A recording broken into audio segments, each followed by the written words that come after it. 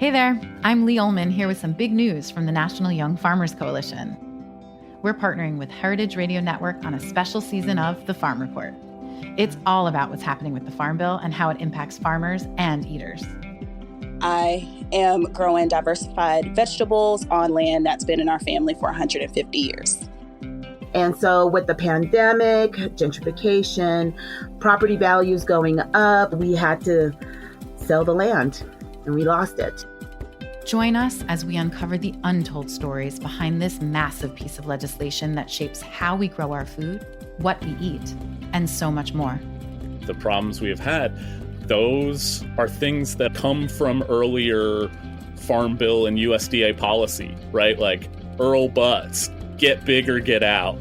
You know, it's my responsibility to know not only what I'm eating, but then like how that all came to be.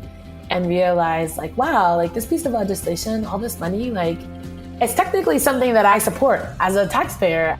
While Congress debates the next Farm Bill, this is not just an invitation to listen. It's a call to action. Be part of the conversation. Subscribe to the Farm Report on Heritage Radio Network, wherever you listen to podcasts. This episode is brought to you by Square. If you run a restaurant or business, Square has the tools to help you stay connected to customers, shift your business, and navigate this uniquely challenging time. Learn more at square.com/go/industry.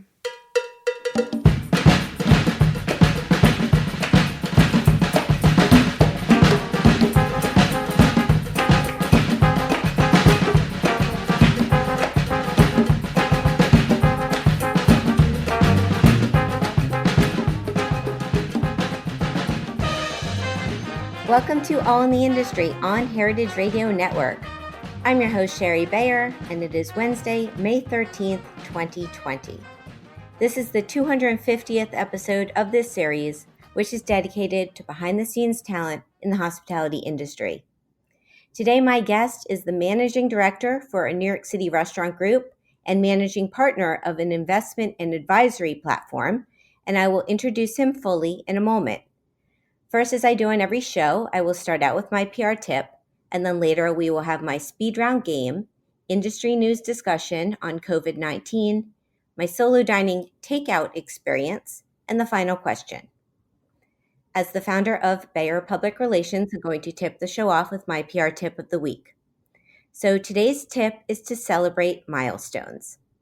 Take time to acknowledge what we have accomplished, whether it's big or small, serious or fun, personal or professional.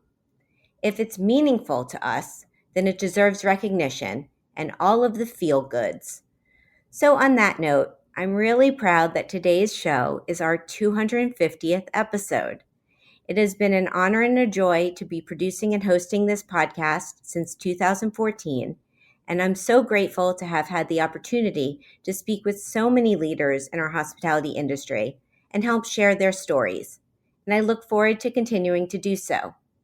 I celebrate with you, our listeners, supporters, guests, and the entire Heritage Radio team, and thank you for being part of All in the Industry. Here's to 250. That's my tip today.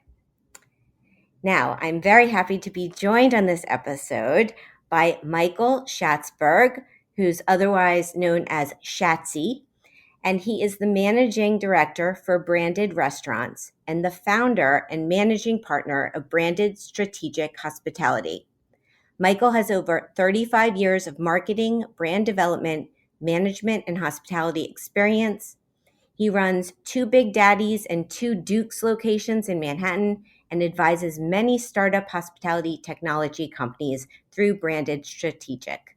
So, hi, Michael. Welcome to the show. Hello, Sherry. How are you? Thank you for having me, and congratulations on episode 250. I really feel very honored and privileged to be the 250. Yeah, well, thank you. I don't know. The numbers just add up, apparently. I got to 250, and I'm excited that you're my guest today. And I know you've got a lot of nicknames and names. I keep going Michael, and I'm like, I got to go with Shatsy, right? It's a lot easier. There's a lot of Michaels. My mom, I was the third child. She ran out of names when it came to me, and just went with that time in 1967. Michael was the most popular name, Yeah. and so that's my name. It's Michael, and it's too complicated on conference calls with a lot of Michaels. So Shatsy it is. All right. I'm gonna try to do to feel it. You know what it is? I think it's like I feel like I really need to know you, like to feel comfortable, like I'm in with you with the Shatsy. But You're in with me. You're I'm in gonna with me. take it. Okay. You're in with me. I'm in with you.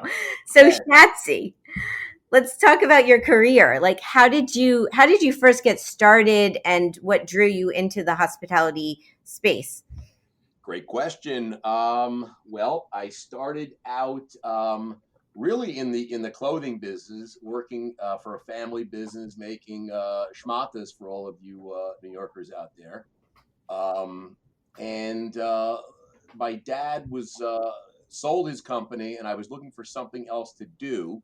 And my now partner, but a friend of mine from college, had a restaurant here in the city. He's in the real estate business, and I was looking for something to do. And bartending was always a passion and a dream for me when I was a young guy, because I figured that would be an easy way to meet ladies.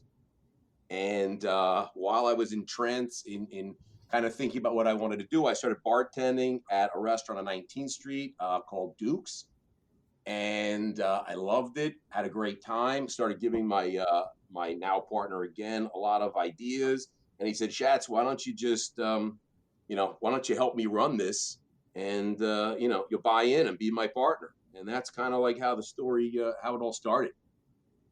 Wow. So you really, yeah. Well, you've come a long way from that. And also, I mean, I remember I moved to New York in '98, and so I have I have early memories of Duke's, and it's as and it's been running strong in Manhattan since. Or when did it open? I forget the. It's yeah, no, it's 1995 Okay. we opened Duke's. It was I guess we started I guess he started building it out in 94. City Crab was his first restaurant at 93, and they were right next to each other on 19th and Park South. Right. So yeah, I yep, remember going to City Crab too. Um, yep. It's a great those were great places. I'm sure you remember Canistell's and Cafe Iguana, which was in the same space of City Crab, if you remember. Oh, right. Yeah. Good times. We're aging ourselves a little bit. I know, but it's I don't know. It's good memories and the Especially fact, today. yeah. So what's your role today now with Dukes? Yeah, well, listen, I wear two hats. And on the restaurant side, I do run day-to-day operations for a couple of restaurants here in the city. We have five restaurants that I run day to day. We're invested in partners in a bunch of other restaurants like La Express and Barbunya and some of those that I don't do anything day to day, but certainly part of our ecosystem. And my other hat is this branded strategic hospitality platform that I launched with our restaurant partners, and that's about 3 years ago. And that is really an investment advisory platform, really based on hospitality technology. So how do you work? How do you work with different companies on that? Yeah. Well, you know what? We've always been, I mean, in the restaurant space. So I guess it's 20 some odd years, 25 years, whatever it is.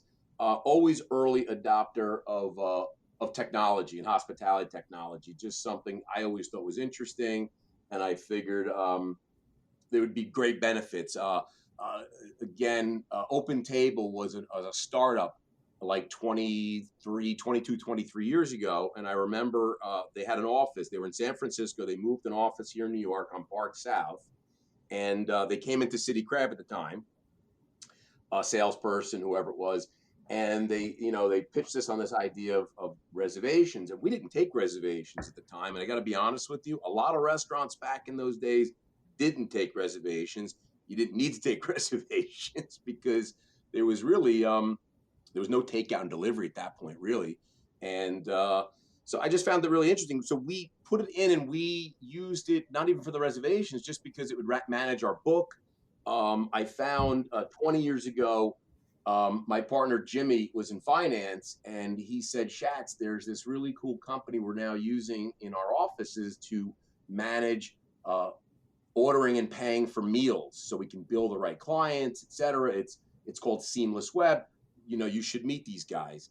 And they were on a block away from one of our restaurants on 37th Street. And I met with them, and they said, do you have a fax machine? And I said, yes. They said, well, if you have a fax machine, we can send you some orders from these businesses in Midtown that have people working, during the day for lunch and at night for dinner. And I said, wow, that sounds great. And that was Seamless Web. And those were the earliest memories I have of using technology. And I really saw great value in it. So we've always loved tech and early adopters, and recognized that hospitality was really very slow to embrace technology. We think that you have a point of sale system, and that's pretty much as cool a tech as you get. And really, the last couple of years, we've been really testing a lot of really cool stuff. And what we found now, our thesis has always been that technology will really help restaurants in so many ways, like labor efficiencies, et cetera. And this COVID, or a crisis that came, I guess, the early mid-March, has really put a spotlight on technology in hospitality, because you couldn't go out and eat. So everyone was scrambling for a takeout and delivery solution. So restaurants that never did takeout and delivery were scrambling, because the only revenue they were going to have is through that. So we were very fortunate to embrace technology and invest in some of these early stage companies that really did focus on using your mobile phone to order and pay, ordering, takeout and delivery with your phones, or your laptop or what have you. It's been very fortunate with respect to that, and it really just puts a light on how important technology is and will continue to be in hospitality. Yeah, absolutely. I mean, again, we're dating ourselves, but I remember like Seamless Web too when it launched. Actually, one of my high school, college friends was part of the opening team, and it was just so funny. You're talking about faxing, and it's just like that's the way we did things. Yeah. But you're right with what's happening now, with that restaurants aren't open beyond takeout and delivery, and that these tech services are certainly important for that, or as also websites, building websites. Tomorrow, actually, I'm going to do started doing these Instagram lives, and I'm going to talk with Crystal Mobayeni of Bento Box, and see what she's doing because of, a restaurant website platform and in supporting restaurants to with delivery takeout. So with your role with your partners and your high tech partners, are you actively like working with them to help them make adjustments to better support restaurants? Yeah, well, first, we've been Bento Box customers for a long time, so I'm glad that you guys are chatting. Yeah. We love that company. We found that on the restaurant side, there are a lot of restaurants that need help, because it wasn't something. Again, we were very old fashioned in the way we do business, and a lot of restaurant operators, we're hospitality centric. We're either somehow passionate about food and beverage, either bartending or mixologist, or we're chefs. Somehow we love this business, and technology is just not something that comes natural to a lot of us. So we actually did a seminar, a webinar, I should say, for the New York State Restaurant Association maybe last week, and really highlighting for, I guess, maybe 500 folks on there from New York restaurant operators, really giving them some great tips on some of the technology that's out there that can help them now and help them in the future. And you're right, online ordering And I'm not talking about the third-party delivery platforms. I'm talking about the restaurant really having their own platform to have their customers engage their customers and order without paying, crazy commissions and fees. And that's probably a discussion for another time. But Yeah. yes, I'm very involved with that. Well, it is. There's a lot of, that would be a big topic to cover. It's important. Yeah, that'd be a whole podcast. Yeah. So, but you're doing, so I mean, you have your own podcast, or you've had your, did you launch one recently just specifically for the hospitality hangout to talk about what's happening, with COVID? Yeah. No, it's a great question. No, we thought about the podcast. I met some folks that do it, that do these podcasts and produce the podcast, and so we had the idea of launching this before this happened. So we started doing them. It was really like in February, right before, and I guess we got our first one off the ground, which was really just kind of introducing ourselves and branded hospitality and branded strategic, I should say. And then COVID hit. So we quickly said, well, our next podcast is due. And we did a series on takeout and delivery. And we had some of our partner companies, and not all, I mean, some just, we play nice in the sandbox with everybody. So, but we had the CEO of Relay that does actually last mile delivery. We had the CEO of Chowley, the CEO of Romo, and these were all tech solutions for hospitality that help with your delivery. So yeah, it was great, and people really loved it. It got lit up. Yeah, that's great. With your restaurant, so you, and I don't know if you want to tell people a little more about Dukes and Big Daddies and the concepts in case they're not familiar, but what's your status right now with them? Are you doing takeout and delivery at all your locations? Yeah. Well, we tried to do it in all our locations. Our locations are scattered around the city, and our restaurants are my partner's restaurants. And what we found was it was a mixed bag. If I'm in the office right now on Park Avenue South, 19th Street. Our office is above Union Square Cafe. And this area, to be honest with you, though it's getting a little better, has been when this all went down. It's really it's a mixed bag. So there's a lot of offices here. Mm-hmm. It's residential in Gramercy Park, but it seems like the people from Gramercy, it seems like they found their safe place somewhere outside the city, and obviously all the offices were closed. So it was really it wasn't very good. We found that the Upper East Side and Upper West Side, if you're familiar with New York City, I know you are, Sherry, but for the listeners, that's more residential. There's not a lot of offices up there. That's where everyone who lives in the city, that's a real dense area to live, Upper East and Upper West. So we have operations there. So to answer your question, we have our Dukes is up on the Upper East Side. We have 5 Napkin Burger on the Upper East, and on the Upper West Side open. When Big Daddies didn't do well on Park South, we opened up a pop-up at our Dukes location on the Upper East Side. So we kind of are now doing our Big Daddies menu at a Dukes on the Upper East Side, along with our Dukes menu. We brought our milkshake, equipment up there. So we're doing milkshakes, and it's really been a mixed bag. It's we're really doing, we believe, more community service and really being hospitality professionals. We think that we're delivering to the hospitals every day, and those the workers who are really putting their life on the line since the get-go. So we have a van that here in this, we have our own van that we drive around for, maintenance, this, that, and the other thing. So really every day we deliver about 200, 300 meals to various hospitals for lunch and dinner. And that's been keeping a lot of the team busy. And we really feel that, if all the restaurants closed and there was no place to order food from, I know people could cook, but we feel like in the restaurant business, it's almost like an obligation for us to keep the community together. And I think when these kind of crises hit, I remember 9/11, for example, just reminds me of different circumstances, but similar in some ways.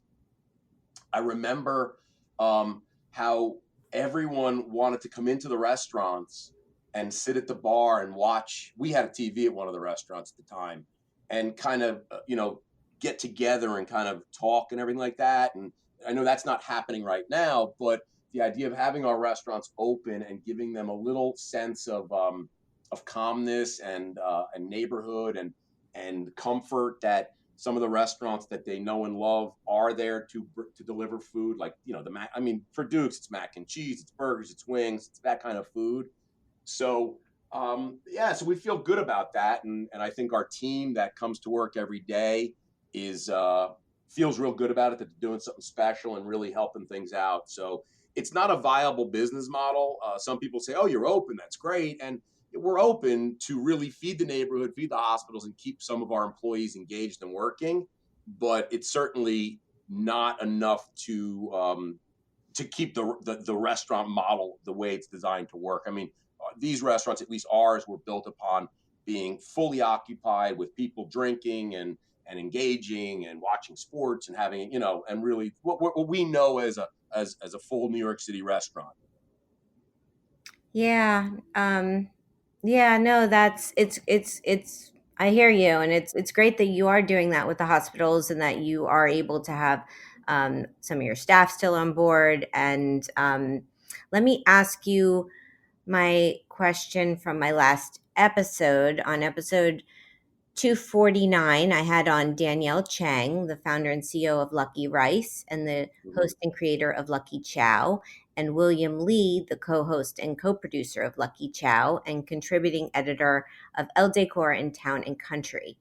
So William wanted to know, he was curious, what you think will be emerging restaurant formats that will gain more popularity in post-pandemic. And he went on to ask, what do you think the long-term effect of social distancing will be on fine dining? And what are the interesting new formats your company may be looking at to address that? What role do you think technology is going to have in the future? Wow. Yeah, I know that actually I could have just started the show with that and That would be enough. Yeah. skip Thank you, my Daniel. questions. That's great. Yeah, no, listen, we've been thinking a lot about it. We've been thinking a lot about this before.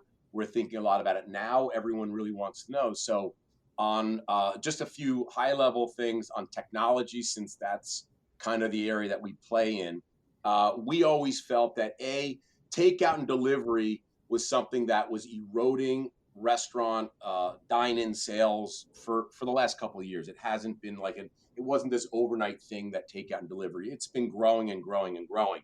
So that, we believe, will continue to grow. So if you are a restaurant and you don't have any takeout or delivery element to your business, it's going to be hard to sustain your business. We believe that using your phone, this is something that we've been using too. We invested in a company that uses mobile technology to order and pay in the restaurant. We were using in our restaurants, using a QR code, and just scan, get the menu at your phone, sitting at a table, order and pay. We believe that contactless everything is going to be the norm, and I think we're going to leapfrog from, I mean, you've traveled a lot, so if you were in Europe or you were in Canada, you were in Mexico, they came to your table when you were ready to pay and gave you the little device for your credit card. It's been going on for 20 years. It's only in America that we didn't embrace this for, I'm sure, a myriad of reasons. So I think we were starting to see this kind of paying at the table kind of come into play in restaurants, but not a lot. I think that you are going to see 5 years worth of time, and we're going to be at a time warp. And in 3 months, you're going to see every restaurant is going to have somehow you are going to be ordering and paying with your phone at the table. The idea of a waiter coming over and giving you a menu, I think those days are gone. And I think that they're probably not going to come back, because you're just going to be replaced by technology. And we're thinking about things like, on that phone, it's your phone, it's your device. You're going to pull up a menu. You're going to see allergy information, ingredients. You can see pictures. You can get pairings of what beverages go well with the dishes. You can maybe get reviews. You can see testimonials. So there's a whole lot of things that are going to come really fast that would have taken years, that you're going to see that. I mean, those are the things I like to think about because we're really involved in technology. I mean, obviously the masks and the gloves and the cleaning, it's something that I think is more obvious. And I don't really want to harp on that because that's going to be probably more dictated by probably, health departments and codes and things like that. So on the technology side, I think, again, you're going to see, you're going to contactless everything. You're going to be, we were involved in a company that is a self-pouring beverage company, and we think that, again, the idea of using your phone to be able to open and close taps or what have you to pour your own drink is going to be even bigger and better now because of the idea of touching things and having a bartender touch things. And so we're very excited because I think that technology is going to really help restaurants not survive. I don't want to talk about survive because we're not looking to survive. It's going to help restaurants thrive. And I think that's really important. And if you're not willing to adjust and jump onto this technology kind of bandwagon, you're not going to survive, and you certainly won't thrive. Yeah, no, all very good points. And tech, we're going to see how tech changes for sure. And the other part of my question to you isn't a question. Actually, Danielle wanted to give a shout out from Kiki Olivo, who's Lucky Rice's event director, and she's formerly of Big Daddy's. Oh, yes, of course. So Kiki says hi. Yes, I remember her well. Yes, one of my favorites. Yes, Kiki. Cool. Go, girl. Well, it's small world, right? It really is. That's hysterical. Yeah. So, okay. On that note, let's take a little break, and we will come back and we will talk more with Shatsy. We will play my speed round and have some industry news and my solo dining takeout experience. So stay with us. This is All in the Industry on Heritage Radio Network.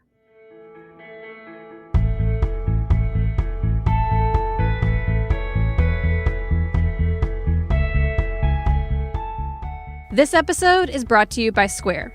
We all know that this is an incredibly challenging time for our friends running restaurants and small food businesses. With social distancing in place, people are staying home and eating in, and restaurants have had to pivot to pickup and delivery only. HRN would usually be recording our podcast from our studio inside Roberta's. But since they've had to close their dining room, they've ramped up their frozen pizza production, set up a wine and grocery shop, and seen their delivery orders skyrocket. Like Roberta's, many restaurants have been changing offerings day by day as they figure out how to best serve their customers. If you run a restaurant or small business, Square has the tools to help you adapt. One of these tools is the Square online store. It lets you set up a free online ordering page with curbside pickup and local delivery so you can keep customers safe. You can deliver orders yourself or integrate with delivery partners. Its Order Hub lets you manage all your incoming orders in one place, no matter which delivery partners you choose to use. Square has all the tools to help you stay connected to customers no matter where they are. See everything that's available by visiting square.com/go/industry.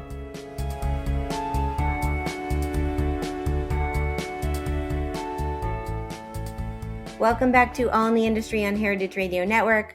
I'm your host, Sherry Bayer. My guest today is Michael Schatzberg, otherwise known as Shatsy, and he is the managing director for Branded Restaurants and the founder and managing partner of Branded Strategic Hospitality. So, Shatsy, it's time for my speed round game. I'm nervous. No, don't be nervous. You're going to be great. I'm going to name a couple things, and you got to pick your preference, such as chocolate or vanilla. So here we go. Eat in or eat out? Oh, I mean, I'm all about eating out. Yes, I hear you. Okay. Wine, beer, cocktail, mocktail, or champagne? Start with a cocktail and then into the wine. All righty. Tasting menu or a la carte? Always a la carte. Small plates or large plates? large plates that we can share. Large a la carte plates. Okay, I'm getting the vibe. How about communal table or chef's counter? Community table. It's all about the community. Yeah, yeah. I like this direction here. How about tipping or all inclusive charge? Well, that could be a whole nother podcast. It's in the speed round, so you got to just go quick on it. Okay. Tipping. Okay, another podcast. How about hosting events or doing podcasts? Oh, I mean, I love hosting events. I love podcasts. Yeah, because I know I had gone to, you did this Tech the Halls, right? Yeah, we love. I mean, I would much prefer hosting an event and having a drink and talking to you face to face. Yeah. Well, We're social. We're hospitality people. I hear you. Okay, how about Cookie Monster shake or Oreo overload shake? It's always the Cookie Monster shake. I would like either one of them right now. I'm telling you. Yes, you're right about that. And those are from Duke's, right? Or Big Daddy. Big Daddy's. They're available at the Upper East Side pop-up. Right. Okay. Last two are cheese plate or dessert. You know what? I'm going to go cheese plate, Ah. Goes well with my cocktail. All righty. And Manhattan or Brooklyn? Oh, Manhattan. Manhattan. And that's the game. It wasn't that bad. I think it was okay. I love the questions. I did all right. I was nervous. I was sweating. You did all right. There's no right or wrong. That's the thing. It's just fun. Just fun old. Yeah, I loved it. All right. So, for industry news, I've been covering COVID-19 and just for updates, I just thought it would be interesting to talk with you a bit about what's happening with Alinea in Chicago. There's an article, Fine Dining Lovers was the publication, and the title's Foil and Triumph, a pivotal moment for Achatz and Alinea. And I briefly mentioned this on my show with Steven Sidman, who had what his first culinary client was working with Grant Achatz and Nick Kokonis, but we didn't really get into it. But really, this is Alinea is a fine dining restaurant, tasting menu. I've been there once before. It's fantastic, like in-house experience that you really can't replicate. However, Grant and Nick are now doing takeout and delivery, and it's going really well. They've kind of figured out how to please their audience, even in this very uncertain and unstable time. So, what do you think about that? Fine dining has shifted, and actually, you noted that a little bit earlier that you think maybe all restaurants will have to do takeout and delivery. Yeah, it's just where we are. When I started in the business, we had this 70-30 rule. It was 70% of the space would be seats for customers, and 30% would be back of the house or kitchen or that kind of stuff. I think that's changing a lot. The footprints are going to get smaller. You're not going to need as many seats. Takeout and delivery will continue to grow. And I think we think about takeout and delivery, at least from my perspective, a long time ago, it was Chinese food and pizza. That was what your takeout and delivery options were. It's changed a lot as fast casual has kind of come in, and chefs have become stars. So today, they're making, McDonald's was our idea of quick serve, and it was kind of had this connotation of garbage food or bad for you. Your mom didn't want to let you eat it because it wasn't good for you. And that's changed so much. And we're just seeing it continue to evolve. So great chefs are able to now produce great food in smaller footprints. So you can get great barbecue, great burgers, all this great food. And that's just, these are all great chefs. So whether they're making, a great barbecue fast casual or it's a fine dining, at the end of the day, it's a great chef making great food. And everyone likes the idea of sitting home and getting food at their house because they have a great TV, the big flat screen. You've got Netflix and Hulu and Disney Plus and Apple TV, and the platforms go on and on and on, and every show goes on. So I think people are very comfortable eating at home, nice bottle of wine or a cocktail, and it's just going to continue to evolve and grow. I think going out will continue to be there, and it's going to be a very important part of our life. But to get back to the fine dining, there's no reason why you can't get really high quality food delivered to your house or go and pick it up and eat it. So it's going to keep on going. I know my friend Carbone is doing it now, and so many other restaurants here in the city are now that were initially closed, are now realizing they could open up and they could do some takeout and delivery. That those restaurants that were built for dining in aren't built for takeout and delivery, so they're going to need both. You're going to need that bar, you're going to need takeout, but you're going to need it all. It's going to be a piece of the puzzle. You're going to need it all. Yeah, no, it's interesting to see, and that they were so quick to make this shift. And I think one of the things I saw is, they have this very classic dessert that they do at the restaurant, where basically they spread sauces and deliciousness just all over the table. It's like the table becomes art, and then you eat the table. But Right. they're providing instructions for people at home very specifically of how to recreate this at their home. So I think giving them all the little containers of probably like 30 little chocolate sauces and things that go onto this dish, and so people can recreate it, which is fun. I think I think you have to. There's a lot of rethinking and pivoting and kind of what's going to work, how you can bring your restaurant experience to people in their homes. Yeah, listen, at the end of the day, Sherry, we all have one thing in common. We all have to eat and drink. True. Where we do it and how we do it, that's what's been changing. We all have to eat and drink. My parents dine differently than I dine. My kids dine and eat differently than I eat. And I think that's just going to continue to evolve. Millennials make up the biggest part of our population today. They eat and drink a little differently than at least I do. I'm 53. My kids definitely eat and drink a little differently. So we all eat and drink, just going to be a little different. And I think there's plenty of room for all these different mediums, whether it's meal kits coming to your house from, like HelloFresh or Blue Apron or what have you, a meal kit being produced from a high-end restaurant. We see that happening. Chefs are putting together meal kits that you can cook in your house. It's just so, I think you have to be really, really creative.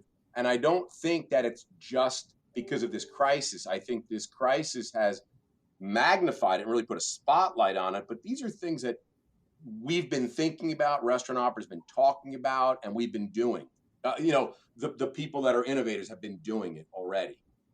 So I think now it's just sped the process up, and the people that are going to sit back are going to they're going to be passed by. Yeah, well, I don't know. It's hard to it's very hard to know what's the next month's gonna look like, what it's gonna look like in the fall or in 5 years from now. And it's I think there will be a new normal. And I mean, I miss restaurants, though. I do miss that social environment. And even though I dine out a lot by myself, it's different dining out solo than solo dining in my apartment. But it's I'm adjusting, we're all adjusting. So yeah, the idea for me and my wife Jillian and I go out every Saturday night. We're New Yorkers. We love to explore all different areas of the city, and the idea of going into a restaurant and the bar and nobody at the bar and plexiglass or shower curtains or something between us. Yeah. And everyone wearing masks. Now, it's not very attractive, and it doesn't sound like something I want to do, because I go out for the for the the action, the tumbling, the music, the noise, even I love sitting by myself at the bar and eating because just engaging with a bartender or somebody Yeah. next to me. I mean, yeah. So I'm with you, believe me. And I by no means am I saying that's gone. No, I was just getting to the point that these high end restaurants that have pivoted, I think it's great because I think it's just going to be another vehicle for them to express themselves and let people try their great food. It's just going to be another Yeah. opportunity. But No, yeah, I'm I totally. agree with you. I agree with you. And it's I think, I think restaurants do need to, I think what Alinea is doing is a good model for, or maybe an inspiration for restaurants that maybe thought they couldn't do that sort of thing. Because here's a restaurant that probably I didn't think they would ever do that, and they didn't think, I don't think they ever thought they would do that, but here they are, and they're doing well. So Yeah, I saw the article you sent me, and I saw the pictures. I mean, yeah, like these guys are, the highest of high end, and but they realize that it's what they have to do right now, and I right. suspect that when things do get back to this normal, they're going to see that it was really terrific, and I think it'll just be another extension of their business and another revenue stream for them Yeah. in some way, shape, or form. So yeah, so we'll see. I'm gonna do my solo dining experience now, which is my takeout experience. So um, this week it's from Badshaw. So here's the rundown. The location, 788 9th Avenue at 52nd Street in Hell's Kitchen, New York City. The concept, inventive dishes inspired by Indian street food. The chef and owner, Abhishek Sharma. So, why did I order takeout? Well, because I was missing those really flavorful Indian dishes, and this place had been on my radar even before the pandemic, and it's in my neighborhood. So, I said, this is what I'm going to do for dinner tonight, and that was on Monday this last week. So, my experience. So, I ordered through their website. I wanted to do takeout because I wanted to get out and take a walk, and not delivery. And so they're also on a lot of. I saw a lot of the apps for delivery, but through their website, I was able to just do a takeout order. It said it would be ready in about 30 minutes. So I did. I got ready. I took a walk around my neighborhood, and I went. And the restaurant was empty, besides the manager and a couple of chefs who were there. My bag was ready to go as soon as I arrived, and I took it home, and I enjoyed my dinner. And I also noticed on my walk on 9th Avenue that there were a lot more restaurants that had been closed a couple weeks ago that now had their lights on and had started to do takeout and delivery. So it was cool to see that change. So what did I get? I had their signature Badshaw cauliflower, butter chicken, naan, and a mango lassi. My take? It was quite delicious, I have to say. The cauliflower was really excellent. It has a rich tomatoey flavor, and it was crispy. Even though it was takeout, I think it's hard to keep that crispiness with the takeout delivery, but they did a good job. And the chicken's gravy was super flavorful. The naan bread was fresh and delicious. The mango lassi went really well with it as a sweet complement. So I really enjoyed it. The ambiance is the comfort of my own home. I'd say it's perfect for anyone who enjoys Indian cuisine with interesting spices.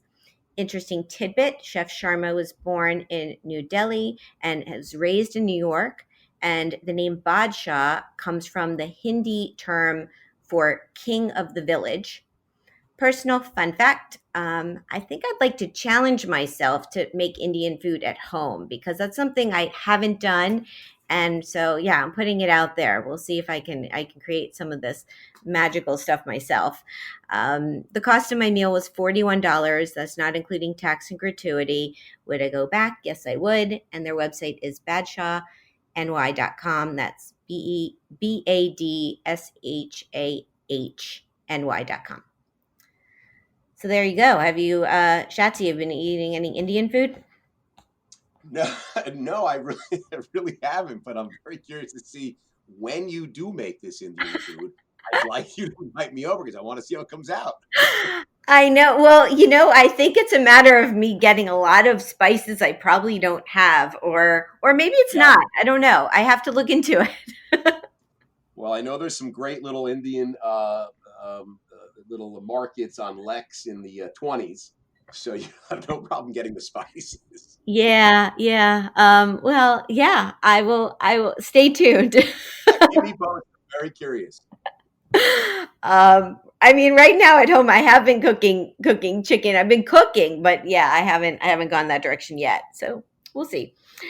Okay, so it's time for the final question. So my next guest is Anna Polinsky. She is the founder of Polinsky and Friends, a strategy and design consultancy for those who use food as a beacon for community and change, and supporting mission-driven food-related projects initiated by some of today's most interesting chefs, activists, and brands. And she recently did or is doing an initiative called Ask Chefs Anything, which is raising money, I believe, for immigrant workers.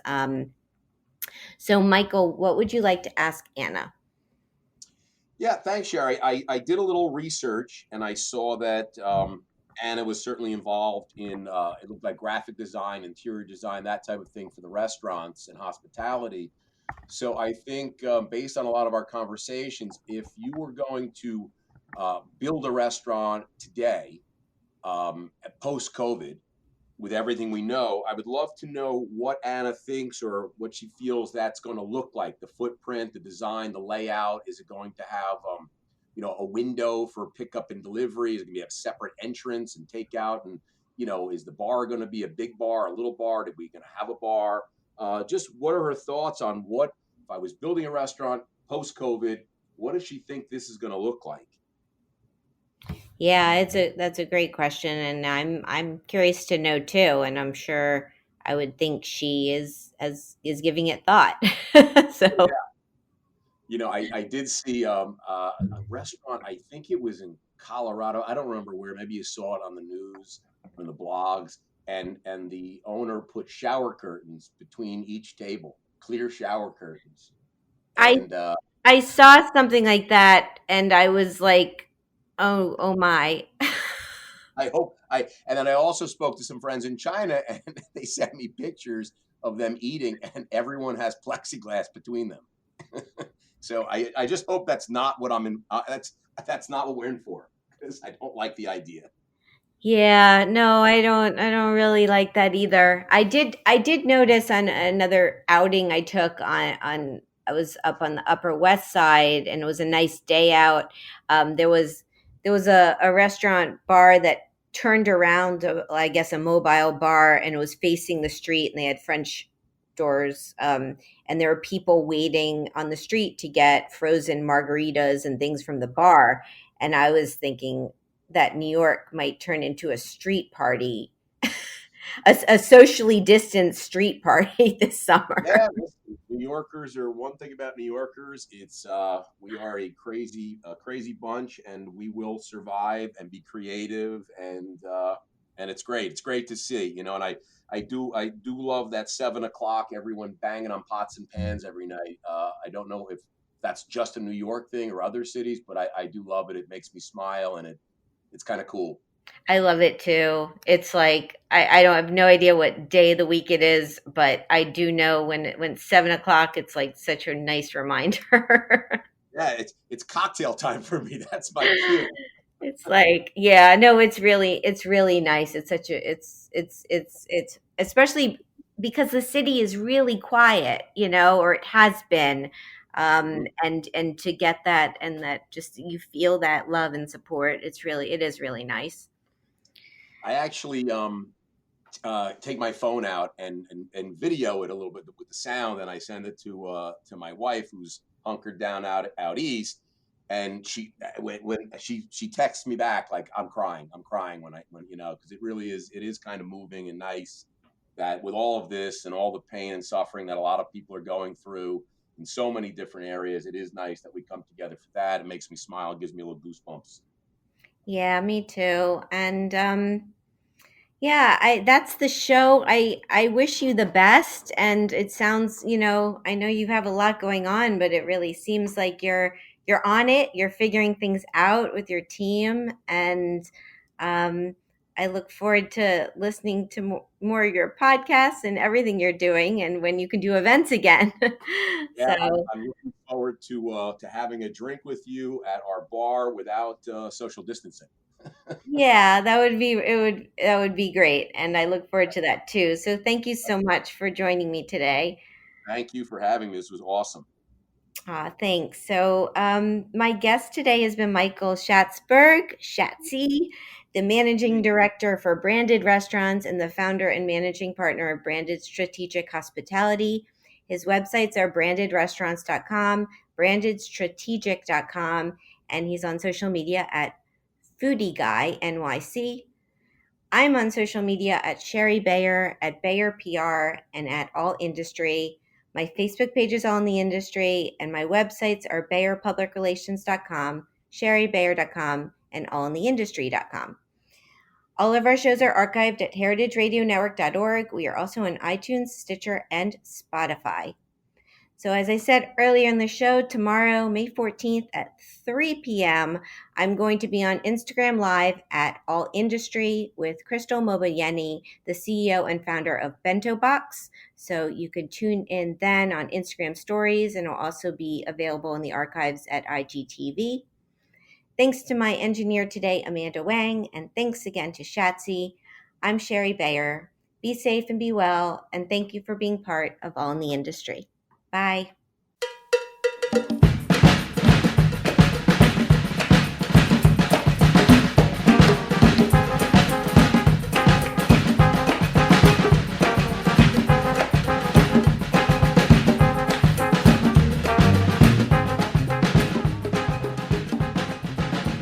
All in the Industry is powered by Simplecast. I'm Sherry Bayer, and you're listening to Heritage Radio Network, a member-supported podcast network broadcasting over 35 weekly shows live from Bushwick, Brooklyn. This year, HRN is celebrating 10 years of food radio. For the past decade, we've been taking you behind the scenes of farms, restaurants, breweries, school cafeterias, and more. It's been 10 years, and we're just getting started. Learn more at heritageradionetwork.org.